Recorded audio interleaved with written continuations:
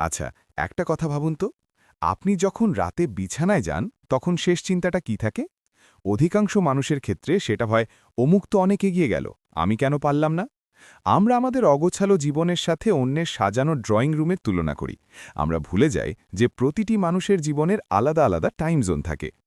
আজ আমি আপনাকে দেখাবো কিভাবে অন্যের জীবনের দিকে তাকিয়ে আপনি নিজের বর্তমানকে ধ্বংস করছেন এবং কিভাবে এর থেকে মুক্তি পাবেন। স্টেপ ১, সোশ্যাল মিডিয়া বনাম বাস্তবতা। আমরা যাকে সাফল্য ভাবছি সেটা আসলে হিমশৈলের চূড়া মাত্র। আপনি দেখছেন একজনের নতুন বাড়ি, কিন্তু তার পেছনের ১৫ বছরের ঋণ বা হাড় ভাঙা খাটুনি আপনি দেখছেন না। সোশ্যাল মিডিয়া হলো মানুষের ফিল্টার করা জীবন। সেখানে কেউ তার ডিপ্রেশন বা কান্নার ছবি দেয় না। আপনি যখন নিজের ভেতরকার লড়াইয়ের সাথে অন্যের বাইরের চাকচিক্যের তুলনা করেন, তখন আপনি নিজের সাথেই অন্যায় করেন। স্টেপ ২, টাইম জোন এবং ব্যক্তিগত যাত্রা। একটু ভেবে দেখুন, ওবামার বয়স যখন ৫৫ তখন তিনি রিটায়ার করেছেন, আর ডোনাল্ড ট্রাম্প ৭০ বছর বয়সে প্রেসিডেন্ট হয়েছেন।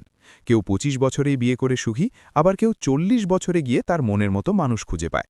কেউ গ্র্যাজুয়েশন শেষ করেই চাকরি পায়, আবার কেউ ৫ বছর বেকার থাকার পর বড় কোনো কোম্পানির মালিক হয়। সবাই তার নিজস্ব রেসে দৌড়াচ্ছে। আপনার বন্ধু আপনার চেয়ে এগিয়ে নেই, আবার কেউ আপনার চেয়ে পিছিয়েও নেই। আপনি আপনার সময়েই পৌঁছাবেন। স্টেপ ৩, ঈর্ষাকে প্রেরণায় রূপান্তর করুন। অন্যকে সফল হতে দেখলে আমাদের মনে এক ধরনের জ্বালা হয়, যাকে আমরা ঈর্ষা বলি। কিন্তু এই ঈর্ষাকে আপনি চাইলে জ্বালানি হিসেবে ব্যবহার করতে পারেন। কাউকে সফল হতে দেখলে নিজেকে ছোট না ভেবে তাকে প্রশ্ন করুন যে তিনি কিভাবে সফল হলেন, আমি তার থেকে কি শিখতে পারি। অন্যের সাফল্যকে সেলিব্রেট করতে শিখুন। যখন আপনি অন্যের জন্য তালি বাজাতে পারবেন, জানবেন আপনার জন্য তালি বাজানোর দিনটিও ঘনিয়ে আসছে। স্টেপ ৪, নিজের গণ্ডি এবং লক্ষ্য। আজ থেকে নিজের জন্য ছোট ছোট লক্ষ্য ঠিক করুন। অন্যের পাহাড় সমান সাফল্যের দিকে না তাকিয়ে নিজের পায়ের নিচের ছোট ছোট নুড়িগুলো সরান।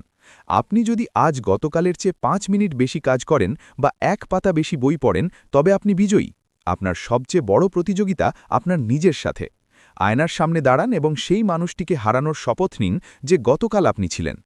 আপনার জীবনটা আপনার, এটা কোনো রেস নয় যে আপনাকে সবার আগে পৌঁছতে হবে। নিজের শান্তি বজায় রেখে নিজের গতিতে এগিয়ে চলুন। মনে রাখবেন, গন্তব্যের চেয়েও যাত্রাটা উপভোগ করা বেশি জরুরি। আপনি যদি এই ভিডিওর কথাগুলো থেকে একটুও সাহস পান, তবে কমেন্টে লিখুন আমি পারব।